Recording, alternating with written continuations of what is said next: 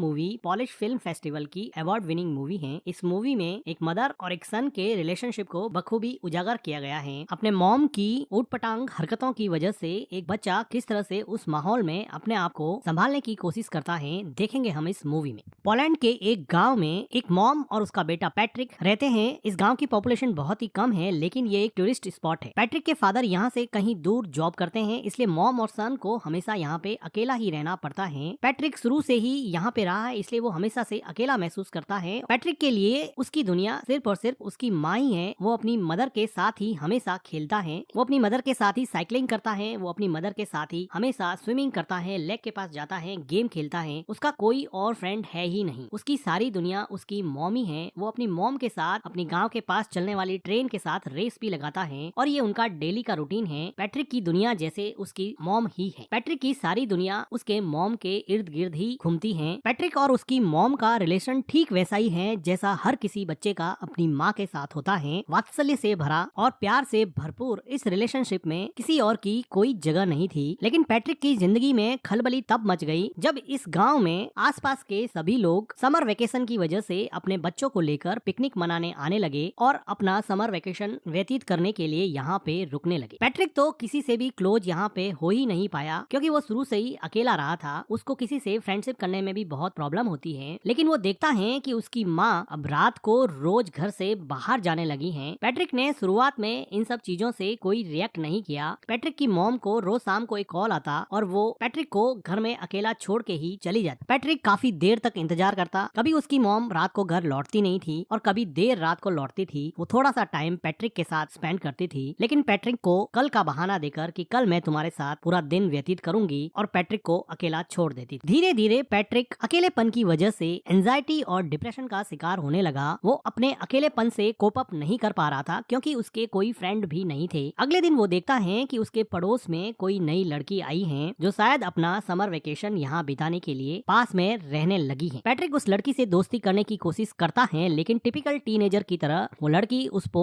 कोई रेस्पॉन्स नहीं देती है। अगले दिन पैट्रिक की मॉम जब फिर से घर के बाहर जाने लगती है तो पैट्रिक को बहुत बुरा लगता है और वो अपनी मॉम के ड्रेस पर जूस से भरा ग्लास गिरा देता है, जिसकी वजह से उसकी मॉम उस पर बहुत चिल्लाती है और उसको डांटने लगती है। वो उसके मन की हालत नहीं समझ पा रही थी कि वो अंदर से कितना अकेला फील कर रहा है, लेकिन जैसे उसको कोई फर्क ही नहीं पड़ता, वो अपनी ड्रेस चेंज करके फिर से शाम को अपने बॉयफ्रेंड से मिलने के लिए निकल जाती है। पैट्रिक अपनी मॉम का पीछा करता है। वो देखता है कि कहाँ जाती है। कुछ देर जाने पर उसको पता चलता है कि वो हमेशा अपने एक बॉयफ्रेंड से मिलती है। पैट्रिक को अपनी मॉम के पीछे जाते समय एक हिरन का बच्चा दिखता है जो अकेला सड़क पर घूम रहा था। ये डायरेक्टर का मेटाफर है कि किस तरह से हिरन के बच्चे को भी उसकी माँ ने अकेला छोड़ दिया है और वो इस सुनसान से जंगल में अकेला घूम रहा है, जैसे कि पैट्रिक भी अपनी माँ के बिना इस पूरे गांव में पूरे समर वेकेशन में अकेला पड़ गया है। पैट्रिक को हिरन के बच्चे को देख के जैसे कुछ सांत्वना मिली और वो अगले दिन नए दोस्त बनाने के लिए तैयार हो गया। वो पास में आई लड़की माइका से बात करने लगा और थोड़ी देर एक दूसरे से बात करने के बाद में वो दोनों एक दूसरे के दोस्त बन गए। माइका बताती है कि उसके पेरेंट्स का डिवोर्स हो चुका है। वो खुद भी बहुत अकेला महसूस करती है। अब माइका और पैट्रिक में काफी दोस्ती हो जाती है और अब पैट्रिक वो सारी एक्टिविटीज जो अपनी माँ के साथ किया करता था, साइकिलिंग करना, स्विमिंग करना और लेक के पास बैठ के टाइम स्पेंड करना, ये सारी चीजें अब वो माइका के साथ करने लगा। उसको माइका के साथ अब मजा आने लगा और अब वो अपने लोनलीनेस को और एंजाइटी को थोड़ा कम कर सकता है और अपना पेन माइका के साथ शेयर कर सकता है। उसको अभी अपने मॉम की कमी कम खलने लगी थी। अगले दिन पैट्रिक के घर पे वो लेडी आती है जिसके हस्बैंड के साथ पैट्रिक की मॉम का अफेयर चल रहा होता है। वो पैट्रिक को तो कुछ कह नहीं पाती है और उसकी मॉम उसके घर पे नहीं होती है, तो अकेली बैठ के वो बहुत रोती है। पैट्रिक एक वेल बिहेव बॉय की तरह उसको कुछ खाने को देता है। उसी शाम को पैट्रिक के डैड का कॉल आता है और पैट्रिक की मॉम उसके डैड से बात करते हैं। तो पैट्रिक की मॉम पैट्रिक को कहती है कि तुम अपने डैड को मेरे अफेयर के बारे में कुछ नहीं बताओगे, मैं तुम्हें वार्न करती हूँ। वो उससे कसम लेती है कि तुम अपने डैड को मेरे अफेयर के बारे में कुछ नहीं बताओगे। पैट्रिक कसम देता है कि मैं अपने डैड को आपके अफेयर के बारे में कुछ नहीं बताऊंगा। पैट्रिक को लगा कि ये बात मानने से उसकी मॉम उसके साथ ज्यादा टाइम स्पेंड करेगी, लेकिन उसकी मॉम को कोई फर्क नहीं पड़ने वाला था। पैट्रिक अब इतना परेशान हो चुका था कि वो मेन डोर की कीज भी छुपाने लगा। वो अपनी मॉम को जाने से रोकने लगा, लेकिन उसकी मॉम उसको मार के उससे लड़ झगड़ के भी अपने बॉयफ्रेंड से मिलने जाती थी। पैट्रिक चाहे अकेला बैठ के कितना भी परेशान हो, उसको जैसे कोई फर्क ही नहीं पड़ता। पैट्रिक के लिए अब एकमात्र सहारा उसकी नई नई दोस्त माइका थी जिसके साथ वो काफी टाइम स्पेंड किया करता था और यहाँ के पिकनिक स्पॉट लेक में स्विम करता और वहाँ पर गेम खेलता। लेकिन उसकी ये खुशी ज्यादा दिन चलने वाली नहीं थी क्योंकि माइका को यहाँ पर एक उनकी उम्र से काफी बड़ा लड़का परेशान कर रहा था। ऐसा लग रहा था कि माइका इस लड़के से बहुत डरती है। पैट्रिक इतना छोटा था कि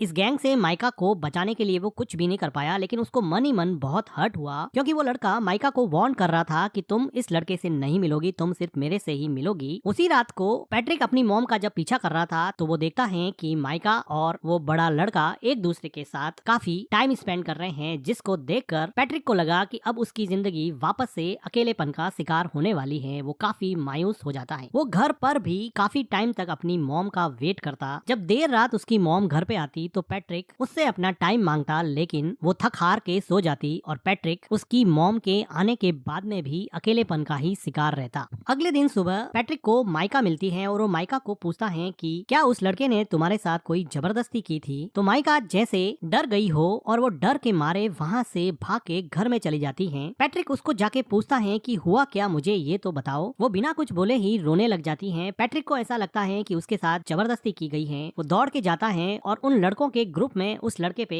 अटैक करता है, लेकिन एक छोटा बच्चा उससे कैसे लड़ेगा और वो बड़ा लड़का पैट्रिक को ओवर पावर कर देता है और पैट्रिक यहाँ पे कुछ नहीं कर पाता। थोड़ी देर बाद में माइका वापस पैट्रिक के पास आती है और उसको समझाने की कोशिश करती है कि हम दोनों अच्छे दोस्त बन सकते हैं, तुम इतना हर्ट क्यों हो गए हो। लेकिन पैट्रिक को डीप डाउन कहीं पे हर्ट हो गया था। वो वापस से माइका से बात ही नहीं करना चाहता था क्योंकि वो ऑलरेडी अपनी मॉम से बहुत ज्यादा हर्ट था और जब माइका ने भी उसे हर्ट किया तो वो इमोशनली वायलेंट हो गया और वो अपने इमोशन को कंट्रोल नहीं कर पा रहा था। अपने गुस्से को, अपने फ्रस्ट्रेशन को माइका के ऊपर निकाल दिया और माइका को उल्टा सीधा बोला, जिसकी वजह से अब माइका को वापस हर्ट हुआ और अब माइका वहाँ से चली जाती है। पैट्रिक को बिल्कुल समझ में नहीं आ रहा था क्योंकि वो छोटा सा बच्चा था, उसको समझ नहीं आ रहा था कि इन सब सिचुएशन से कैसे निकले। उसकी मॉम उसको बिल्कुल भी सपोर्ट नहीं करती थी, ना उसको गाइड करती थी। उसके आसपास कोई भी पेरेंटल गाइडेंस नहीं होने की वजह से वो अपनी ही दुनिया में जो उसको समझ में आता वो करता जाता और उसके अंदर अनस्पोकन इमोशंस का एक ऐसा गुब्बार बना जिसकी वजह से वो बुरी तरह से फ्रस्ट्रेट हो गया। उसी रात को पैट्रिक की माँ घर पे रोती हुई आती है। ऐसा लग रहा था कि उसके बॉयफ्रेंड के साथ उसका झगड़ा हुआ है या फिर ब्रेकअप हो गया है। पैट्रिक की मॉम काफी दिनों तक उदास रहती है, लेकिन पैट्रिक अपनी मॉम को अपने पास में देख के काफी खुश रहने लगा है। वो अपनी मॉम की काफी केयर करता है। एक रात अचानक उसके डैड वापस लौट आते हैं और दोनों के लिए बहुत सारे गिफ्ट लाते हैं। पैट्रिक को अब लगा कि अब उसका समर वेकेशन बहुत अच्छे से निकलेगा क्योंकि उसके डैड ने उसे प्रॉमिस किया था कि मैं समर वेकेशन तुम्हारा साथ में बिताऊंगा। अब एक अच्छी फैमिली की तरह खूब अच्छा टाइम स्पेंड करते हैं और पैट्रिक अपने मॉम और डैड को एक साथ देख के बहुत खुश होता है और उसका लोनलीनेस जैसे धीरे धीरे गायब होने लगा था, उसकी एंजाइटी कम होने लगी थी। तो एक रात पैट्रिक के डैड चेस खेलते हुए उससे पूछते हैं कि क्या तुम्हारी मॉम मेरे जाने के बाद में किसी से मिलती थी या रात को लेट आती थी। लेकिन पैट्रिक ने अपनी मॉम को प्रॉमिस किया था कि वो उसका राज किसी को नहीं बताएगा, इसलिए वो अपने डैड को अपनी मॉम के अफेयर के बारे में कुछ नहीं बताता है। लेकिन उसके डैड को इस बात पे डाउट हो जाता है क्योंकि पैट्रिक की मॉम का बिहेवियर काफी चेंज हो गया था। उसी टाइम पे पैट्रिक के घर पे माइका आती है और वो उससे बात करने के लिए कहती है। माइका के कहने पर पैट्रिक उसके साथ साइकिलिंग पे जाता है और लेक में स्विम करने के बाद में माइका उसको बताती है कि अब मेरा समर वेकेशन खत्म होने को है, मैं यहाँ से चली जाऊंगी। माइका को पैट्रिक को हर्ट करने पर काफी दुख लग रहा था, लेकिन पैट्रिक अब इसमें कुछ ज्यादा कर नहीं सकता क्योंकि अगर समर वेकेशन खत्म होगा तो माइका को जाना ही पड़ेगा। वो अपने घर पहुंचता है और वो देखता है कि सीढ़ियों पर वही लेडी जो थोड़े दिन पहले उसके घर आई थी वो सीढ़ियों से नीचे उतर रही है।